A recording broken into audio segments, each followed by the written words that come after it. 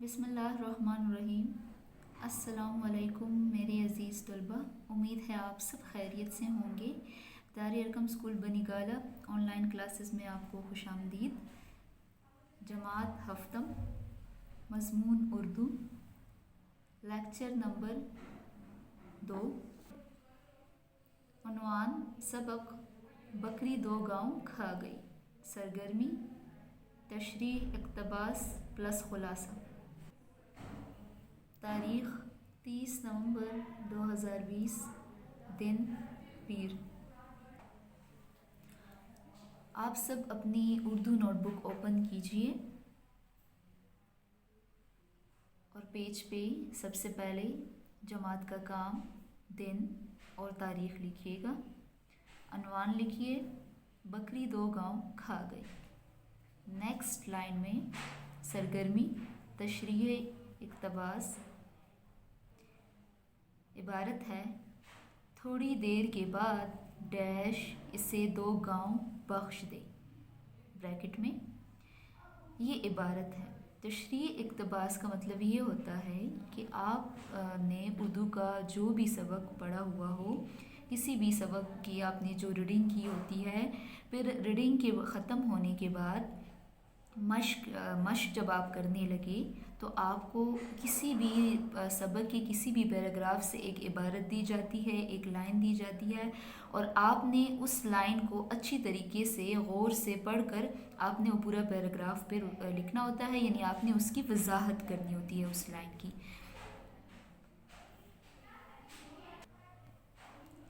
سب سے پہلے تشریح اقتباس میں جو ضروری آپ نے ہیڈنگ دینی ہے وہ ہے حوالے متن، ٹھیک ہے؟ حوالے متن میں آپ نے سبق کا نام لکھنا ہوتا ہے۔ بعض اوقات اس میں سبق کے نام کے ساتھ مصنف کا نام بھی جو ہے وہ بھی لکھنا ضروری ہوتا ہے۔ حوالے متن آپ ہیڈنگ دیں: یہ اقتباس سبق بکری 2 گاؤں کھا گئی سے لیا گیا ہے۔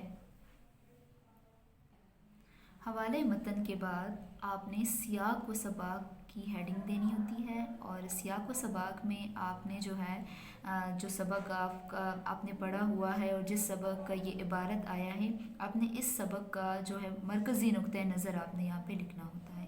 جیسے کہ اس سبق آموز کہانی میں یہ حقیقت بتائی گئی ہے کہ بادشاہ، فقیر، چھوٹے بڑے سب اللہ تعالیٰ ہی سے مانگتے ہیں، اس لیے دوسروں کے آگے ہاتھ پھیلانے کی بجائے اللہ سے مانگنا چاہیے۔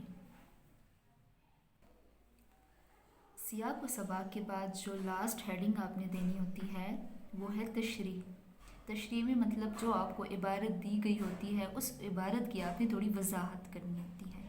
جیسے کہ بادشاہ نے انعام کے طور پر چراہے کو پتے پر 2 گاؤں جاگیر دینے کا معاہدہ لکھ دیا۔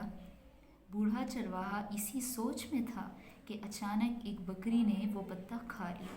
وہ بہت دیر تک بچوں کی طرح سسکتا رہا، پھر سوچا کہ دہلی جا کر بادشاہ کو ساری داستان سنائی جائے، ہو سکتا ہے بادشاہ کو ترس آ جائے اور وہ اسے 2 گاؤں بخش دے۔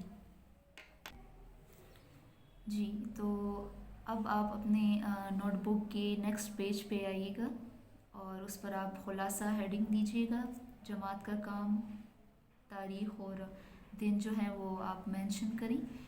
اچھا، خلاصے کی آپ ہیڈنگ دیجیے گا۔ خلاصے کا مطلب یہ ہے کہ آپ لوگ جو سبق پڑھ رہے ہیں یا جو سبق آپ پڑھ چکے ہیں، اس سبق کا آپ اپنے الفاظ میں جو ہے مختصراً اسے آپ بیان کریں اپنے الفاظ میں، ٹھیک ہے؟